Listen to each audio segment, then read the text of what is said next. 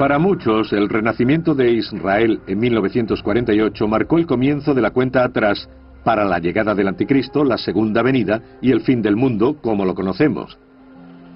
Piensan que la generación que presenció los acontecimientos de 1948 también presenciará el enfrentamiento de Cristo con el anticristo. En verdad os digo que no pasará esta generación antes que todo esto suceda. Mateo 24:34.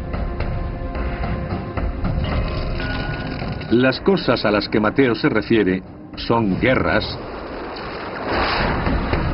hambrunas, terremotos, todo en un breve periodo de tribulación, seguido por el regreso de Cristo. En respuesta a estos pasajes, muchos han puesto fecha al final de los tiempos, incluido el escritor de éxito Hal Lindsey. La obra La agonía del gran planeta Tierra sugiere claramente que el final llegaría en 1988.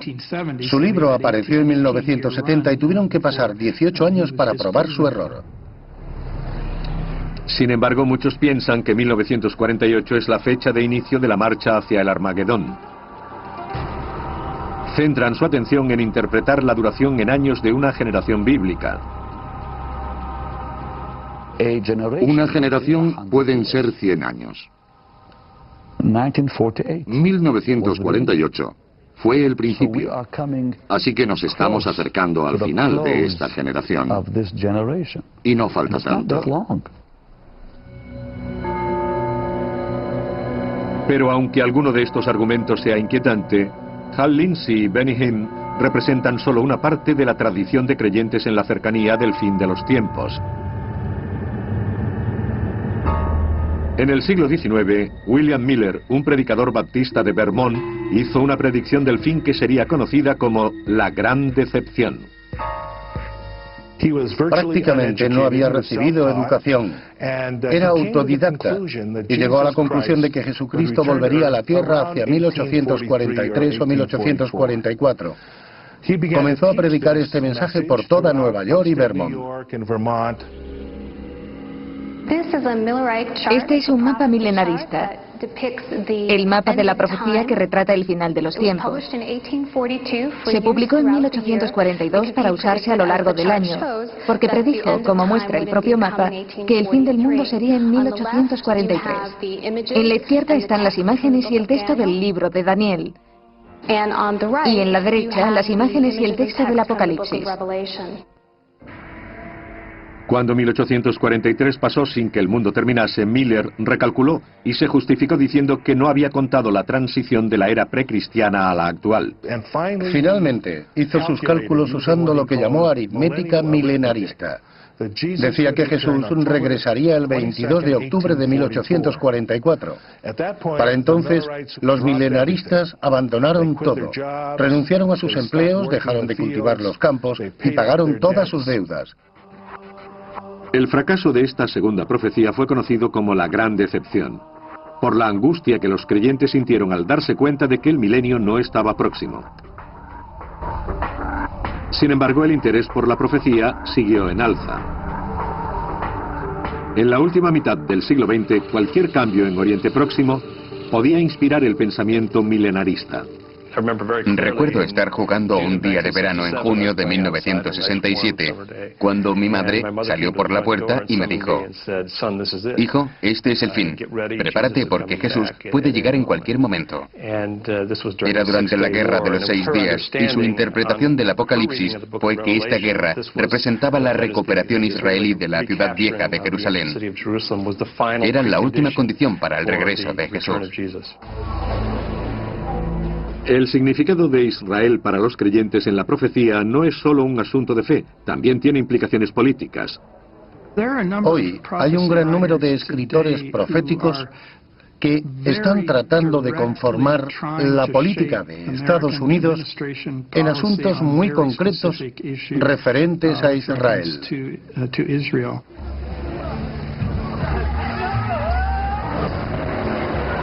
Los dispensacionalistas dirían que el anticristo llegará al caos de Oriente Próximo y llevará a la paz.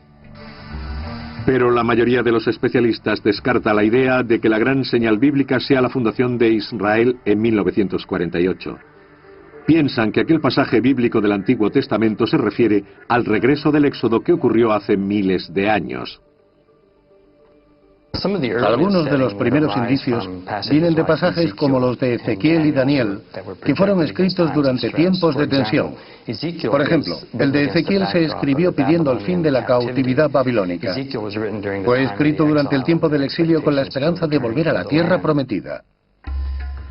Después de que los persas conquistaran Babilonia en el 539 a.C., a los judíos se les permitió regresar a Judea a comienzos del 538. Para los eruditos, 1948 carece de significado bíblico. Sin embargo, algunos dicen que las tentativas de predecir o incluso influir en el final de los tiempos son contrarias a la naturaleza de las Escrituras. Las Escrituras son muy claras. Cualquiera que sea el momento final y cualquiera que sea su forma, estará más allá de nuestro conocimiento. No soy joven, tengo 60 años. Desde niño he visto cada domingo por la mañana la televisión evangélica. Y lo cierto es que todos, desde el principio hasta ahora, dicen que el fin está cerca.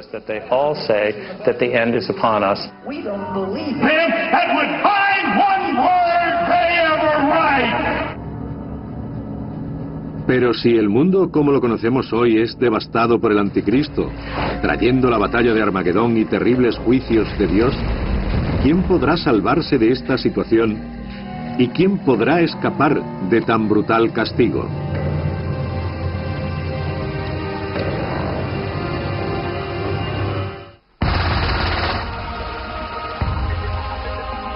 Los creyentes en la profecía dicen que aunque la gran tribulación, los 7 años de reinado del anticristo, será el peor periodo de la humanidad, ellos no estarán en la tierra para presenciarlo. Habrán sido arrebatados. El arrebatamiento de la Iglesia es el momento en el que aquellos que sean seguidores fervientes de Jesucristo volverán a nacer según la Biblia y desaparecerán. Serán arrebatados hasta los cielos para encontrarse con Jesús en el aire y ser llevados al paraíso. El origen del arrebatamiento se encuentra en la primera epístola de Pablo a los tesalonicenses, cuando dice que aquellos que están vivos se unen con los muertos en la resurrección. Pero Pablo no describe ningún Armagedón, lo cual creo que es parte de toda una noción popular de ese momento. Una vez que la Iglesia haya desaparecido, llegará el anticristo. El anticristo firmará un tratado de paz con Israel que durará 7 años. A los 3 años y medio romperá ese tratado y ocupará el templo judío, proclamándose a sí mismo Dios. Hará cesar el sacrificio y la oblación y habrá en el santuario una abominación desoladora. Daniel 9:27. Seguramente el mundo lo acogerá, honrará y respetará, y al final lo adorará.